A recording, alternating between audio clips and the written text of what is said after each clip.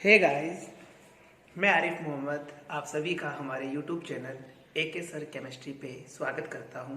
हमारा टॉपिक चल रहा है केमिकल काइनेटिक्स। तो टॉपिक शुरू करने से पहले आप लोगों से रिक्वेस्ट है कि चैनल को सब्सक्राइब कर दीजिए और हमारे साथ बने रहिए। इसके अलावा जो भी वीडियो आप देख रहे हो उसे शुरू से अंत तक, स्टार्ट टू लास्ट तक, एंड तक जब आप देखेंगे तभी उस वीडियो में जो इन्फॉर्मेशन आप तक ट्रांजिस्ट मैं करना चाहता हूँ उसका बेनिफिट आप लोगों को होगा। अगर आप बीच में स्किप कर देते हैं तो आपको उस टॉपिक से रिलेटेड कंप्लीट इन्फॉर्मेशन आप तक नहीं पहुंच पाएगी, और कंप्लीट इन्फॉर्मेशन अगर नहीं पहुंचेगी तो आपके कॉन्सेप्ट क्लियर नहीं होगा। सो स्टार्ट टू एंड पूरा वीडियो देखिए और चैनल को सब्सक्राइब कर दीजिए।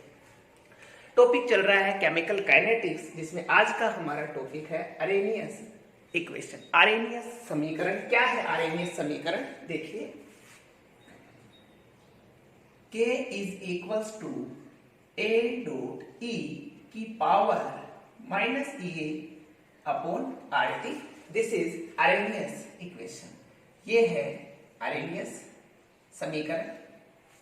इस अरेनियस समीकरण में K है वो है रेट कांस्टेंट। K क्या है? रेट कांस्टेंट, वेग स्थिरांक।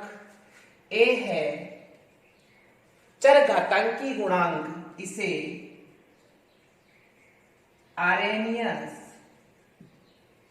कांस्टेंट भी कहते हैं। इसी का नाम frequency constant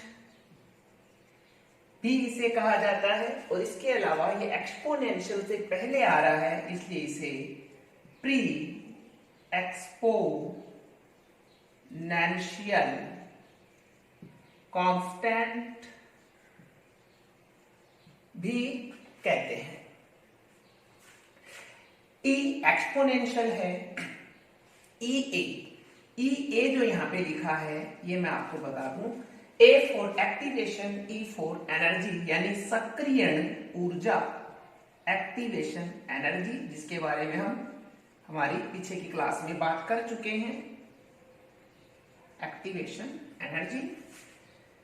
R gas constant, gas constant, और गैस कांस्टेंट की वैल्यू यहां पे आपने लेनी है 8.314 joule kelvin inverse mole inverse. देखिए यहां पे प्रेशर में जो वैल्यू होती है 0.082 litre atmosphere kelvin inverse mole inverse, ये वाली वैल्यू केवल कहां पे लेते हैं? जहां पे हम प्रेशर की, दाब की बात करते हैं, जहां पे प्रेशर की डिस्कस हो वहां पे आपको ये वाली वैल्यू लेनी है एट दिस इक्वेशन। क्योंकि एनर्जी की बात की जा रही है इसलिए आप जूल फॉर्म में इसे लेंगे। ओके, यानी इसे हटा देते हैं। T है temperature,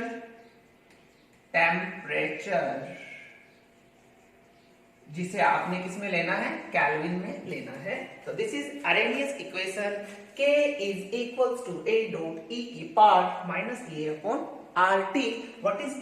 K is the rate constant, वेग स्थिरांक। A है Arrhenius constant, frequency constant, pre exponential constant, चरघातांकी गुणांक, इसी को कहते हैं A को। EA सक्रियण ऊर्जा, activation energy, and R is the gas constant, और T है ताप, टेम्परेचर। इसी इक्वेशन से आगे अपना जो टॉपिक है उसके बारे में हम बात करेंगे। एक्टिवेशन एनर्जी की कैलकुलेशन में जो फर्स्ट मेथड अपन डिस्कस कर रहे हैं वह है ग्राफिकल मेथड, ग्राफ ये विधि। जैसा कि अपन ने अरेनियस समीकरण किस प्रकार से लिखी थी? K is equals to A E की power minus EA upon RT। इसे हम इक्वेशन नंबर 1 से शो कर देते हैं। नेक्स्ट, अब हम क्या करने वाले हैं, इस समीकरण एक। इस समीकरण एक में नेचुरल लोगोरिथम प्राकृतिक लघुगणक ln दोनों तरफ ले लेते हैं। तो क्या लिखेंगे, समीकरण एक में दोनों ओर प्राकृतिक लघु गणक या ln लेने पर क्या लिख देंगे, ln k is equals to ln k is equals to ln a minus ये जो पावर है ये किधर आ जाएगी, इस तरफ आ जाएगी, E A upon R T ln e। ln e की वैल्यू 1 होती है, तो इस इक्वेशन को हम लिख सकते हैं ln k is equals to, इसको नेगेटिव वैल्यू को इधर ले आऊंगे, minus E A upon R T plus ln a। Okay, ठीक है। अब देखिए नेचुरल लॉगरिथम यानी ln को आप लोग e भी बोल सकते हो, लोग e लिख दीजिए, ln लिख दीजिए, कोई मैटर नहीं है। अगर आप लोग e को कन्वर्ट करें लोग बेस 10 में, तो आपको क्या करना होगा, लोग बेस 10 में कन्वर्ट करना चाहते हो आप, तो आपको क्या करना होगा, बेस 10 को 2.303 से मल्टीप्लाई करना होगा। लॉग बेस e को अगर आप log 10 में कन्वर्ट करना चाहते हो तो इसे 2.303 से मल्टीप्लाई कर दीजिए। ओके, तो इसे हम यहाँ पे log बेस 10 में कन्वर्ट करना चाहे तो हम क्या लिख देंगे, 2.303 log base 10 is equals to minus E A upon 2.3, sorry यहाँ पे तो है ही नहीं ना, लोग ln है ही नहीं तो यहाँ पे नहीं लगाएंगे, are T plus 2.303 log base 10 a। ठीक है, जहां पे भी ln था हमने क्या कर दिया, 2.303 से मल्टीप्लाई कर दिया। ठीक है, अब जो ये वाली इक्वेशन हमें मिली है, इस पूरी की पूरी इक्वेशन में 2.303 का क्या कर दे, डिवाइड कर दे, दोनों 2.303 से डिवाइड कर दे, कोई फर्क नहीं पड़ता है। तो देखिए यहाँ पे क्या होगा, 2.303 अपॉन 2.303 एक दूसरे को क्या कर देंगे, कैंसिल कर देंगे, कट जाएगा। यहाँ पे भी क्या होगा, एक दूसरे को काट देंगे और यहाँ पे बटे में 2.303 बचा रहेगा। तो इसे अपन कैसे लिख दें, log बेस 10 के होगा, k is equals to minus E A upon 2.303 r। इसको t को मैं अलग से लिख लूं, कोई दिक्कत थोड़ी है, 1/t यूं लिख दूं, 1/t plus log base 10 a। हमें एक यहाँ पे इक्वेशन प्राप्त हुई है, ये वाली। ठीक है, log 10k is equals to minus E A upon 2.303 r dot 1/t plus log 10 a। इसे मैं कह दूं इक्वेशन नंबर 2। कैसे प्राप्त हुई, हमारे सामने है।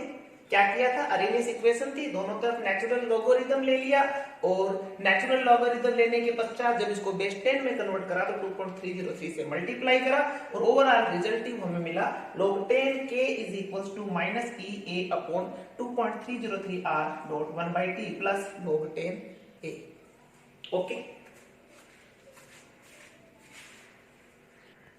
हमें जो समीकरण 2 इक्वेशन नंबर 2 मिली है, इस इक्वेशन को हम देखें तो देखिए ये इक्वेशन किसके इक्विवेलेंट है। हम एक स्ट्रेट लाइन इक्वेशन लिखते हैं, y is equals to minus mx plus c।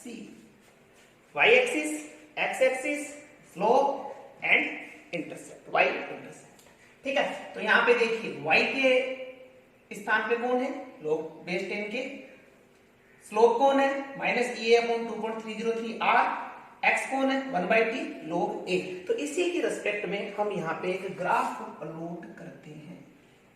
ये हमने ले लिया कौन सा एक्सिस, y एक्सिस, और ये हमने ले लिया x एक्सिस। दो एक्सिस ले लिए।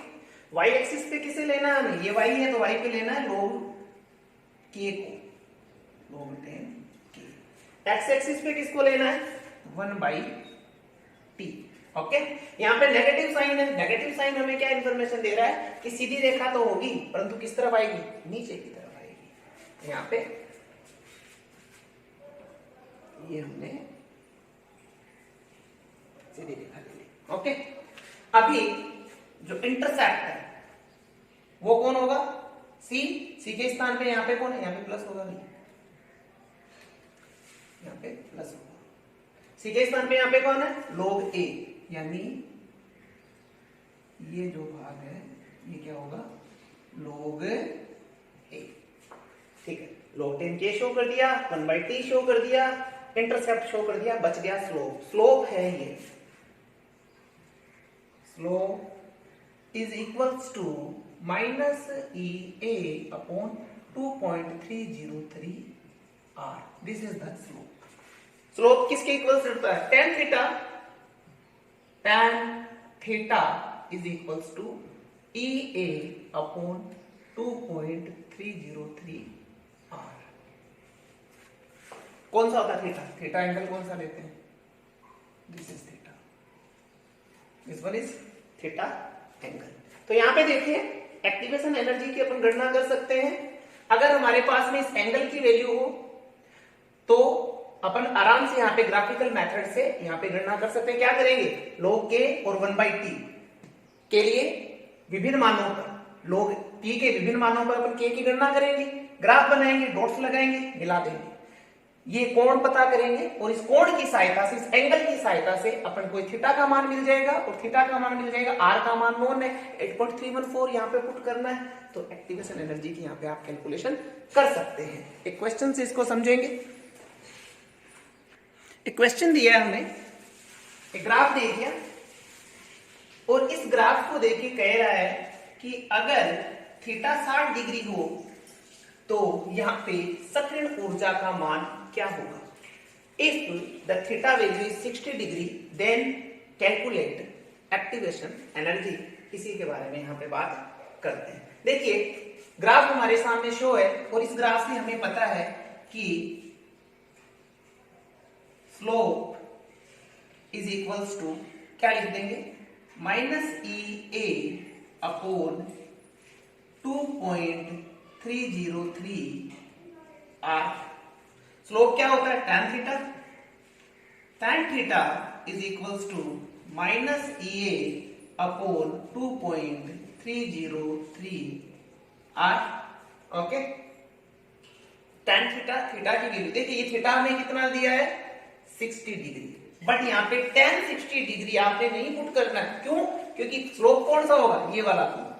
अगर ये 60 डिग्री है, कुल कितना होता है 180 डिग्री, तो ये कितना बचा 120 डिग्री। तो यहाँ पे थीटा क्या पुट करेंगे आप, 120 degree. tan 120 degree is equals to -EA/2.303 r। Okay, tan 120 की वैल्यू होती है √3। EA का EA रख लेंगे -√3, सॉरी, EA/2.303 r की वैल्यू क्या पुट करेंगे यहाँ पे 8.314 यहाँ पे वैल्यू पुट हम करेंगे और इसके पश्चात बात करेंगे √3 की वैल्यू होगी 1। देखिए माइनस से माइनस क्या होगा, कट जाएगा। √3 की वैल्यू 1.732 और ये सारी वैल्यू इस तरफ ले आए तो क्या लिख देंगे, activation energy is equals to 1.732 multiplied by 2.303 multiplied by 8.314। ये आप कैलकुलेट कर लेंगे और जब आप कैलकुलेट करेंगे तो रिजल्ट आपको मिलता है 33.16 जूल पर मोल। तो यहां पे हम ग्राफिकल मेथड से एक्टिवेशन एनर्जी की इस प्रकार से गणना कर सकते हैं। सेकंड मेथड है एक्टिवेशन एनर्जी की कैलकुलेशन के लिए मैथमेटिकल मेथड या गणितीय विधि। जैसा कि हम लोग जानते हैं कि जब हमने लोग लेके फाइनल रिजल्ट निकाला था तो हमने कुछ इस प्रकार से इक्वेशन नंबर 2 प्राप्त की थी। log 10 k is equals to minus E A upon 2.303 r 1 by T plus log a। Rate constant temperature पे डिपेंड करता है। दो डिफरेंट टेम्परेचर पे अगर अपन इस इक्वेशन को लिखें तो कुछ इस प्रकार से लिख सकते हैं। ये थी हमारी समीकरण नंबर 2, इक्वेशन नंबर 2। हम लिखें यदि ताप टेम्परेचर T1 हो तो वेग स्थिरांक rate constant is equals to क्या होगा, K1 आता है। समीकरण 2 से क्या लिख देंगे, log 10 K1 is equals to E A upon 2.303 R 1 upon T1 plus log a। This is the equation number 3। First condition भी हमने यहां पे। सेकंड कंडीशन देखिए, यदि टेम्परेचर ताप कितना कर दें T2 हो तो वेग स्थिरांक रेट कांस्टेंट क्या हो जाएगा, K2 आता है। समीकरण इक्वेशन नंबर कौन सी इक्वेशन से, 2 से। समीकरण 2 से क्या लिख देंगे, log K2 is equals to, यहां पे माइनस का साइन आएगा भाई, minus E A upon 2.303 R 1 by T2 plus log a। This is the equation number 4। यानी जो इक्वेशन नंबर 2 थी उस पे अपन ने दो डिफरेंट टेम्परेचर T1 और T2 पर इस इक्वेशन को अपन ने यहाँ पे लिख दिया। कुछ इस प्रकार से लिखा तो इक्वेशन नंबर 3 और 4 हमें यहाँ पे प्राप्त हुई। आगे देखिए, अब हम क्या करें, समीकरण 4 में से समीकरण 3 को घटा दें। समीकरण 4 में से समीकरण कौन सी, 3, पूरा लिख दिया मैंने, कोई बात नहीं। समीकरण 3 को सब्सट्रैक्ट करने पर, घटाने पर क्या लिखेंगे भैया, यहां पे देखो log K2 में से क्या घट जाएगा, log K1 बेस 10 है भैया, आधार क्या लिखा है 10, क्या लिख देंगे, log K2 minus log K1 is equals to, इस पूरी में से इसको घटाना है। तो यहां पे क्या होगा भाई, एक log a प्लस का होगा, एक माइनस का होगा, तो log a तो एक दूसरे की क्या कर देगा, यहां पे छुट्टी कर देगा, ठीक है। और ए अपॉन 2.303 पॉजिटिव में हम क्या ले लेंगे, कॉमन ले लेंगे, ई ए अपॉन 2.303 हमने ले लिया कॉमन, और यहाँ पे क्या बचेगा 1/T1 माइनस 1/T2। ओके, अभी देखिए इस log K2 माइनस K1 को क्या लिख सकते हैं log के नियम से, log K2/K1 आर आएगा ना कॉमन के बाद,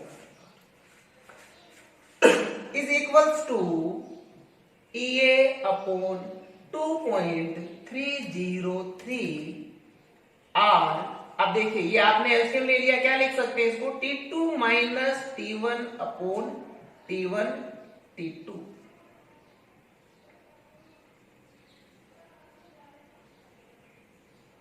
ये आपका यहाँ पे इक्वेशन नंबर इसको कह दीजिए 5। जो फिफ्थ इक्वेशन है उससे आप यहाँ पे एक्टिवेशन एनर्जी की गणना कर सकते हैं, बशर्ते आपके पास में K2 का मान हो, K1 का मान हो, R हमें पता है 8.314 होना है, T1 और T2 दो टेम्परेचर है। यानी कहने का मतलब ये है कि यदि हमें T1 टेम्परेचर पे K1 का मान दे दे, T2 टेम्परेचर पे K2 का मान दे दे, तो हम इस इक्वेशन से एक्टिवेशन एनर्जी की गणना कर सकते हैं। K2 दे दिया अगले ने, K1 भी दे दिया, T1 T2 हमारे पास आ गए, R हम खुद पुट कर देंगे 8.314, और एक्टिवेशन एनर्जी की यहाँ पे अपन गणना कर सकते हैं। देखिए यहाँ पे कंफ्यूज होने की कोई जरूरत नहीं है, अगर आप लोग इसको देखना चाहते हो तो पूरा खोल के देख सकते हो। इक्वेशन नंबर 4 में से हमने इक्वेशन नंबर 3 को सब्सट्रैक्ट किया है, तो यहाँ पे क्या होगा, जो ब्रैकेट में मैंने E है पॉजिटिव बाहर ले लिया है, ब्रैकेट में वहां पे क्या बचेगा -1/T1/T2 प्लस 1/T1 होगा, तो प्लस वाले को मैं इधर ले आया, माइनस को उधर ले गया, फिर इन दोनों का एलसीएम ले लिया, यहाँ पे ये रिजल्ट निकाल लिया। ठीक है, तो यहाँ पे दो प्रकार से हम मैथमेटिकल मेथड से भी एक्टिवेशन एनर्जी की गणना कर सकते हैं और ग्राफिकल मेथड से भी एक्टिवेशन एनर्जी की गणना कर सकते हैं। इसी का एक उदाहरण लेते हैं हम यहाँ पे, एक क्वेश्चन जैसा कि यहाँ पे पुट करा गया, एक फर्स्ट ऑर्डर रिएक्शन प्रथम कोटि की अभिक्रिया के लिए 25 डिग्री सेंटीग्रेड टेम्परेचर पर वेग स्थिरांक रेट कांस्टेंट का मान 1.25 10⁴ सेकंड इनवर्स है। यहाँ पे देखिए अगर फर्स्ट कोटि नहीं, फर्स्ट ऑर्डर नहीं भी लिखता, तो सेकंड ऑर्डर से हम पता लगा सकते हैं कि फर्स्ट ऑर्डर रिएक्शन हो रही है। और 125 डिग्री सेंटीग्रेड पर वेग स्थिरांक का मान 1.25 10 × 10⁵ सेकंड इनवर्स हो, तो एक्टिवेशन एनर्जी सक्रिय ऊर्जा की गणना करें। तो देखिए सबसे पहले गिवन क्या क्या है, हमें यहाँ पे गिवन लिख देते हैं। गिवन डाटा क्या क्या है हमारे पास में, तो यहाँ पे लिख देंगे सबसे पहले जो T1 टेम्परेचर है वह है 25 डिग्री सेंटीग्रेड, क्योंकि हमें टेम्परेचर केल्विन में चाहिए तो हम क्या लिख देंगे 273 प्लस 25 दैट इज 298 केल्विन। यहाँ पे T2 नेक्स्ट टेम्परेचर हमारे पास में क्या है 125 डिग्री सेंटीग्रेड, तो 125 डिग्री सेंटीग्रेड क्या लिख देंगे 273 प्लस 125 इज इक्वल्स टू कितना आ जाएगा 398 केल्विन। K1 T1 टेम्परेचर पे जो रेट कांस्टेंट है उसकी वैल्यू क्या है 1.25 मल्टीप्लाइड बाय 10⁻² इनवर्स, और K2 की वैल्यू हमें गिवन है 1.25 10⁵ सेकंड इनवर्स। ये हमें कुछ डाटा दिए गए, that is the imaginary data जो अपन इस प्रॉब्लम को समझने के लिए यहाँ पे यूज कर रहे हैं। देखिए अपन ने अभी एक फॉर्मूला निकाला था log K2/K1 is equals to EA/2.303 R T2 minus T1/T1 T2। ठीक है, अब इसके लिए हमारे पास में जो जो वैल्यू लिख देते हैं। देखिए log K2 की वैल्यू क्या दी हुई है 1.25 10⁵, K1 की वैल्यू है 1.25 10⁴। EA गणना करनी है, यहाँ पे EA तो आपने क्या करना है यहाँ पे कैलकुलेट करना है तो EA upon 2.303 multiplied by 8.314 T2 temperature ये रहा, कितना लिख देंगे 398, T1 298 upon T1 multiplied by T2 यानी 298 मल्टीप्लाइड बाय 398। जो गिवन डाटा है वो सारे हमने पुट कर दिए। इस एक्टिवेशन एनर्जी सक्रिय ऊर्जा की हमें गणना यहाँ पे करनी है। तो सबसे पहले देखिए ये कट गया, ये कट गया, बचा क्या log 10 is equals to EA upon 2.303 8.314। हाँ जी, यहाँ पे ये कितना आ गया 100 ही आया, 100 बाई 298 398। ओके, log 10 की वैल्यू क्या होती है 1।